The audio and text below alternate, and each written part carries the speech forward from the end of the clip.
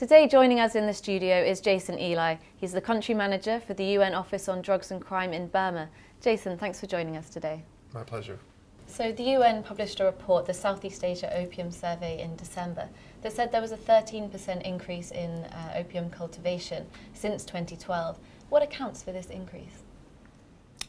Well, there are a lot of factors that we've been looking at, and the reason why people are growing opium poppy is something that we look at every year. We know for sure that we're talking about people who are not bad people. Opium farmers are not bad people. They're poor people. There are people who are in debt. There are people who really feel that they have no other option available to them but to grow poppy. The UNODC feels that one of the major drivers is the issue of poverty in a lot of these areas and the fact that people just don't see they have any other option. In Thai and Lao hill tribes, they're very poor farmers there, but opium cultivation has been significantly reduced. Why is Myanmar different? Well, in Thailand, you've seen a process over the past 20 or 25 years, in particular with organizations such as the World Project Foundation, who've invested up to $1 billion in development initiatives in those areas. There are better roads, they have better access to markets, they have better access to different crop varieties. They just have a better living environment, as it were. Contrast that to a place like southern Shan State, where the roads are terrible. It's suffered under conflict for up to 50 years. There are few markets available, and the farmers really don't have any access to anything else but what exists around them. Add to the fact that access to land itself is an extraordinarily complicated and difficult factor in these areas. You mentioned the Royal Thai project. Is there any similar plans of that sort of thing to roll out in Burma at all? We've had discussions with the Royal Project Foundation last year, and we are working right now with them and the government of Myanmar to set up a similar initiative in southern Shan State. You said these farmers, that they're very poor, they're not bad people. So in the survey, it said that the majority of them were growing poppy for money and to assist with their financial difficulties. Given these are all financial issues, what substitute crops can they use? Well, crop substitution is only one of a number of initiatives that have to be looked at. You've got to really look at the underlying causes of the difficulties in the different communities, and a solution for one community is not going to be the same as a solution for another. Some of the crops we've been looking at include long-term cash crops like tea, coffee, for example. But one of the big issues we have in these areas, and something else that comes out of the survey, is the issue of food security. A lot of these households just don't have the capacity to grow enough food to feed themselves for a year. So one of the more important things to look at in the short term is to promote things like paddy crop, upfield rice, things like potatoes and other short-term crops that can be used for sustenance. But then will the farmers be able to live on this rather than growing, for example, other cash crops like coffee and strawberries and tea? Not initially, no. You have to look at investment in these areas as rural development, as long-term rural development in opium poppy areas. So we're not talking about a solution that's going to come in 1 or 2 years. It would be realistic to look at a time frame of 10 years or 15 years. In past times, opiates were used mostly by men in hill tribes smoking opium, but now we're being told that there's this new urban generation and celebrities who are using and are becoming addicted. How is it that such polar opposites come to share the same demographic, and are they doing the drugs for the same reasons? Well, I think in terms of opiates, the vast majority of opiate consumption here in Myanmar and in the region is in the form of heroin. Most of the opium that's produced is transformed into heroin and exported. You're seeing not a large amount of your traditional opium smoker in the back room as you would have seen in the past. Today you're seeing heroin injectors, particularly in urban centers like Yangon, like Bangkok, and like other areas in the region. So the use of heroin in particular is something that has been increasing vis-a-vis the use of opium, and something that's of particular concern to people who are looking at things like HIV, for example. I mean, who is using? I think it's fair to say that heroin is being used by a wide cross-section of society, from young people to old people, poor people to rich people. It's the same in other countries around the world as well. It's not something that discriminates according to income or according to gender. And what about amphetamines? Is that seeing a resurgence as well, perhaps in the clubs in Rangoon? Well, amphetamines is something that we're particularly concerned about, in particular over the last couple of years. We think that there's a minimum of 1 billion pills or more being produced every year in Myanmar. Its use is, we believe, significantly increasing. A lot of amphetamine users are polydrug users, which means that they use many other drugs as well as methamphetamine. And this has become, in particular, a problem, we think, in this country.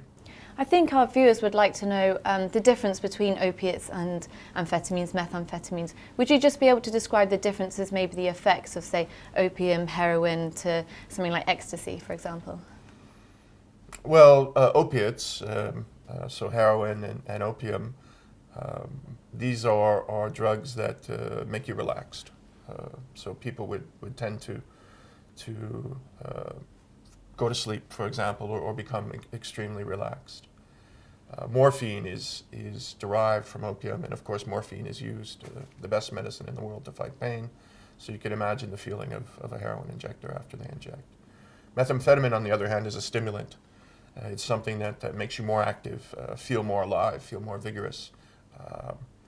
Workers in many countries use it because they feel that they can work longer during the day. So these drugs aren't just being used for recreational purposes, it's to get through the day, to help with work, to help with life? I think that's fair. I also think it's important to note that there's a large percentage of users who are dependent on these drugs. So they're not using it because it's fun to do, they're not using it because, oh, I'm bored and this is what I want to do today. They're using it because their body is physically dependent on the drug and they can't get by without it. The Burmese government in 1999 started a 15-year plan to eradicate drug production by 2014, but that time has come and gone, and the numbers are they're only going up. What, in your opinion, what went wrong? Well, I think if you look at a longer-term view from 1992 until today, you'll see that there's a significant decrease in the amount of opium that's being cultivated, and the amount of opium poppy that's being cultivated and opium that's being produced, up to 80%. We've only been seeing increases over the last 7 years, which, of course, in itself is a concern, but in the longer-term view, we're still at much lower levels today than we were, say, 10 years ago. That said, I think the recognition by the government a year ago to extend their plan by 5 years should be seen as a good sign.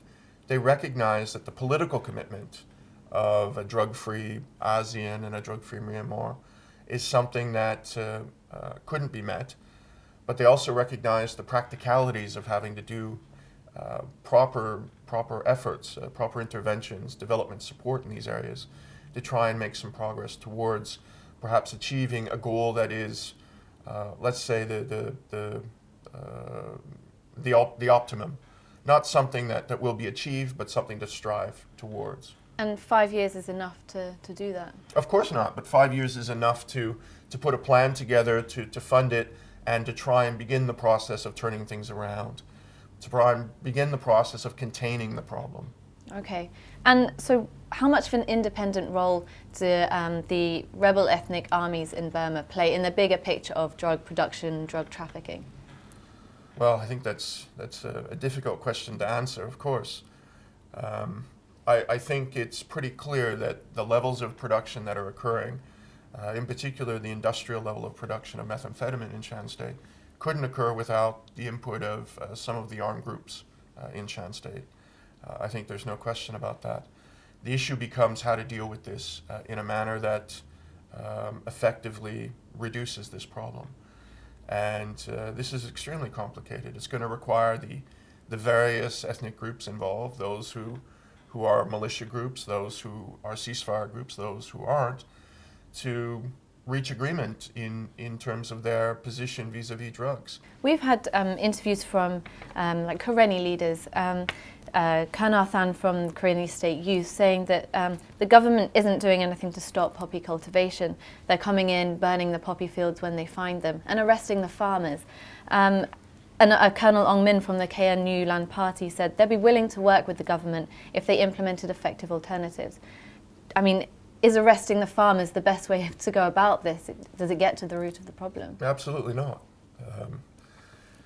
But the solution also is not just the destruction of the crops and nothing else. The solution is a combination of development factors and support in these areas. Now, one of the difficulties, of course, in trying to get the government, and by the government, let's say it's the police, because they're the ones principally responsible for dealing with drugs, to get them involved is one thing. But you also have to have the involvement of the military. You also have to have the army involved in these areas, because a lot of these areas, in particular in Shan State, are under the control or under the jurisdiction of a variety of different armed groups, of which the military has command and control in one function or another. So in order for development support to occur in these areas, there needs to be the support of the military. I think there have been good signs in the past from the government itself, the police in particular, that they really do want to make a change. They really do want to find solutions in these areas.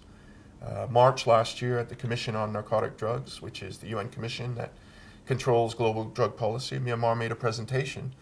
And in that presentation, the Deputy Minister for Home Affairs, who was the Chief of Police at the time, said that Myanmar understands that eradication alone is not the solution. And it's something that they would not go forward with without the provision of other development support. Okay. And this is in line with international standards now. So there is a position by the government to align its approach to international standards, but the biggest problem is money. There's not enough money to actually provide these development initiatives. You mentioned before about the RCSS and the tripartite group between UNODC, the RCSS and the Shan State Army and the Burmese government to increase efforts to stop drug production. How well do you think this is going? Well, I wish it were going better than it is.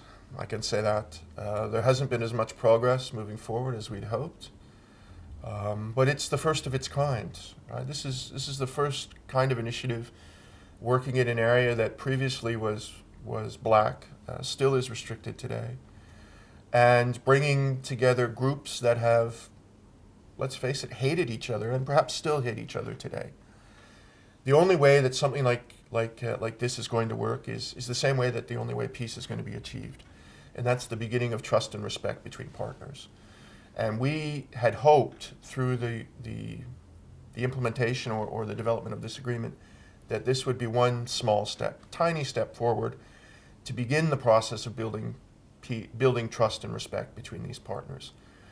In that respect, I think it's begun, but we had really hoped to be implementing a lot of activities by now, and we're not there yet.